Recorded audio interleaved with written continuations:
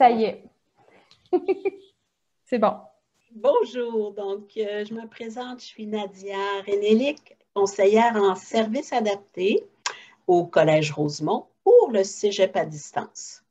Ça me fait plaisir de vous présenter cette petite capsule qui, j'espère, vous mettra l'eau à la bouche pour le webinaire du 26 novembre prochain. Je suis orthopédagogue de formation et en fait, après une vingtaine d'années au secteur jeune, j'ai décidé de faire le saut au collégial. Donc, j'ai travaillé comme orthopédagogue pendant une vingtaine d'années auprès des jeunes du primaire et du secondaire. L'aspect que j'aimerais aborder avec vous lors du webinaire, la collaboration dans le contexte de formation à distance. Pour moi, les pratiques collaboratives sont vraiment essentielles à mon travail. Elles ont un impact très clair sur la persévérance et la réussite de tous nos étudiants, de tous les étudiantes, et un impact aussi sur la motivation et la persévérance des acteurs du milieu. Et surtout, donc, en contexte de formation à distance, pour moi, la collaboration vient briser l'isolement qu'on peut vivre en étant chacun chez soi derrière nos écrans d'ordinateur. Donc, avant mars 2020, donc en lien avec la collaboration entre les intervenants, il y avait certains enjeux que j'ai identifiés dans ma pratique pour la formation à distance. Donc, des enjeux qui touchent les étudiants en situation de handicap.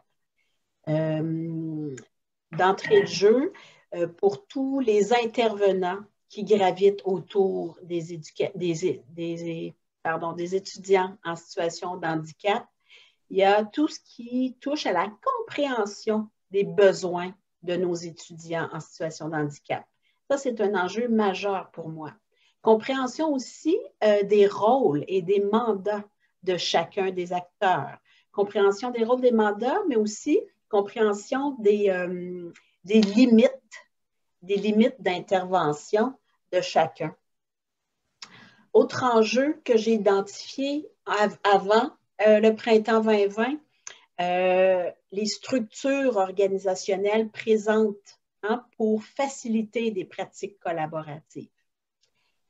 Maintenant, aujourd'hui, depuis mars, est-ce que ce sont les mêmes enjeux? Oui, la vie n'a pas changé, sauf qu'on a de nouveaux défis. Donc, en lien maintenant encore avec la collaboration des intervenants, mais en contexte de formation à distance imposée, on est maintenant dans un contexte où tous les acteurs présents sont en surcharge. On est tout le monde déstabilisé par ce qui se passe et en apprentissage.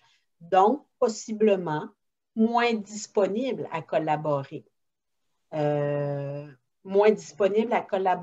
pour moi, la collaboration est plus que jamais essentielle parce qu'on est confronté à de nouveaux problèmes, à de nouvelles situations qui se présentent à nous.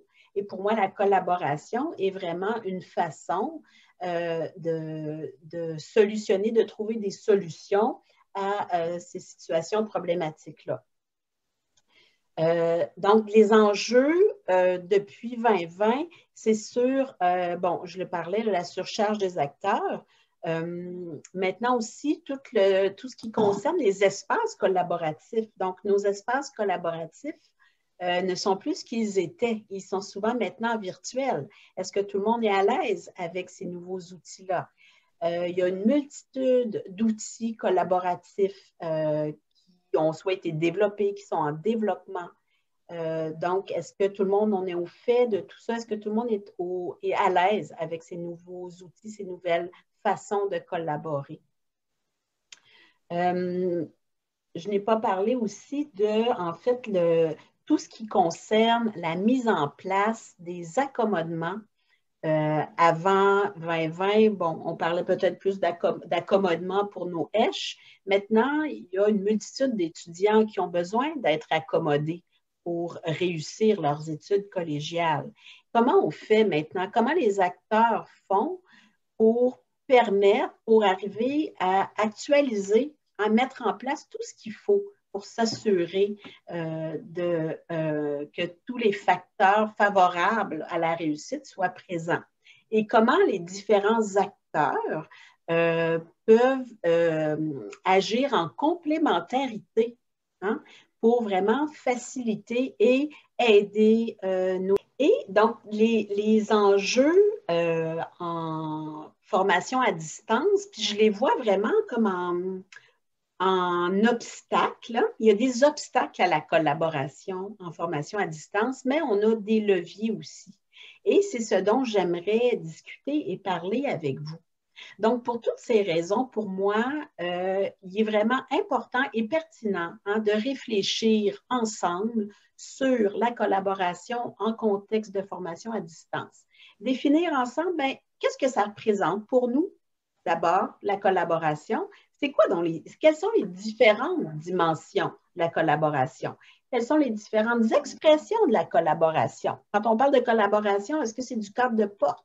Quand on parle de collaboration, est-ce que c'est de s'entendre sur de réels cadres, hein, des balises qui vont nous aider à solutionner nos problèmes?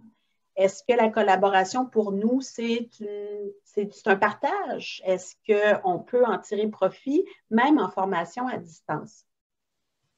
Donc, moi, je vous invite à participer donc, à ce webinaire où on va, oui, échanger sur la collaboration en formation à distance, les leviers, les obstacles. Quelles sont nos pratiques gagnantes, nos pratiques collaboratives? Est-ce qu'il y a des choses qui sont mises en place dans vos milieux que vous voudriez partager? Et est-ce qu'on a peut-être aussi l'occasion de bonifier peut-être des pratiques qui sont en place ou des pratiques qu'on serait en essai, qu'on essaie de mettre en place dans nos milieux?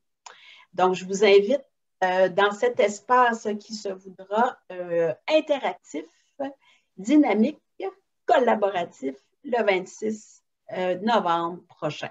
Merci et au plaisir de vous y retrouver en grand nombre.